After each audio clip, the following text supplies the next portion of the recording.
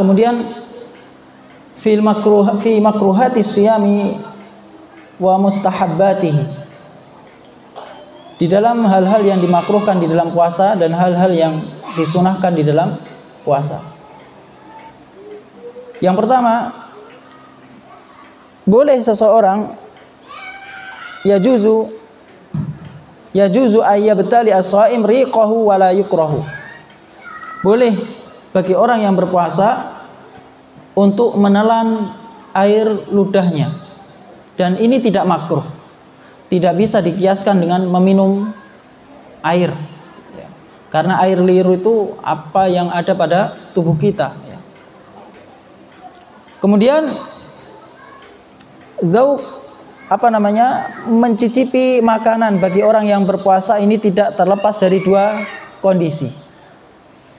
Seseorang yang mencicipi masakan ketika dalam kondisi berpuasa, maka ini tidak terlepas dari dua kondisi.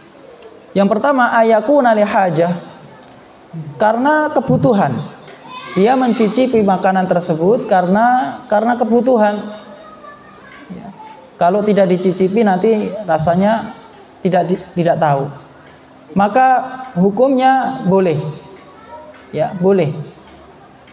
Sebagaimana ucapan dari Ibnu Abbas, semoga Allah meridhoinya, la ba'sa ayatata'ama al-qidr aw syai'. Tidak masalah seseorang mencicipi sesuatu dari makanan. Kemudian kondisi yang kedua, ayakuna bila hajah. Dia mencicipi makanan tersebut bukan karena kebutuhan. Ya, misalnya seorang suami, ya, padahal suami ini ya tidak mengetahui mungkin rasa masakan yang enak itu seperti apa, ya. Dia ikut mencicipi. Ini bukan karena kebutuhan. Ya, ini coba-coba, maka hukumnya makruh. Ya, hukumnya makruh karena tidak aman apabila cicipan tersebut masuk ke dalam tenggorokannya. Kemudian seseorang yang mencium istri dengan syahwat, ya, mencium istri dengan syahwat. Ya, ini tidak aman ya bila nanti akan berlanjut kepada hubungan suami istri. Maka hal ini juga tidak terlepas dari dua kondisi. Yang pertama, apabila dia tidak bisa menahan hawa nafsunya, yang mana apabila dia mencium istri nanti keluar air mani, maka diharamkan karena bisa membatalkan puasa. Oleh karena itu, kalau mau menikah ya jangan ketika bulan Ramadan, tersiksa nanti antum. Ya, jangan bulan Ramadan, setelah bulan Ramadan. Ya. Yang kedua, antakuna mimman la yaghlibu ala dhanihi inzal. Apabila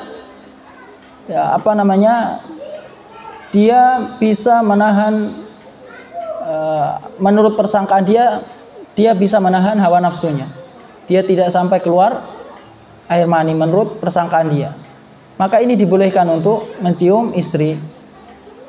Sebagaimana hadis dari Aisyah, kana Rasulullah sallallahu alaihi wasallam yuqabbiluhu wa huwa shaim. Dahulu Rasulullah SAW mencium dan dia dalam kondisi puasa, ya, dalam kondisi wa yubashiru wa huwa shaim, dan beliau bermain-main dengan istrinya dalam kondisi puasa, karena beliau bisa memiliki menahan atau menahan hawa nafsu beliau. Kemudian ma'junul asnan lis-shaim la yuftiruhu idza lam yabtali' minhu syai'un. Lam yubtala' minhu syai'un.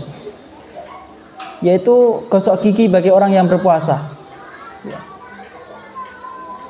Maka ini tidak membatalkan puasa apabila tidak ada sesuatu yang tertelan, ya, dari pasta gigi tersebut. dan yang lebih utama untuk meninggalkannya ketika sudah azan subuh, ya, sebelum azan subuh dipersiapkan ya untuk membersihkan gigi. Ya, kemudian ketika siang hari ya cukup dengan siwak, ya, siwak atau tanpa pasta gigi. Kemudian di antara hal yang diharamkan ketika puasa maupun di luar puasa adalah diharamkan bagi seorang muslim untuk berdusta atau ghibah, ya, atau mengadu domba atau mencela dan semisalnya dari perbuatan-perbuatan atau ucapan-ucapan yang diharamkan. Ya. Sebagaimana hadis dari Abu Hurairah, "Man lam yada' qaula zuri wal amala bihi falaysa lillahi hajatun fi ayyada'a ta'amahu wa syarabahu." Barang siapa yang dia tidak bisa meninggalkan ucapan dusta dan perbuatan dusta, maka Allah Subhanahu wa taala tidak butuh dari apa yang dia telah meninggalkan dari makanan dan minumannya. Allah tidak membutuhkan puasanya. Karena yang namanya puasa adalah menahan dari segala makanan dan minuman dan hal-hal yang diharamkan oleh Allah Subhanahu wa taala. Dan kalaupun sekiranya dia melakukan ghibah atau mengadu domba, puasanya tidak batal, tapi ini akan mengurangi ibadah puasanya. Ya, ibadahnya akan berkurang, pahalanya akan berkurang.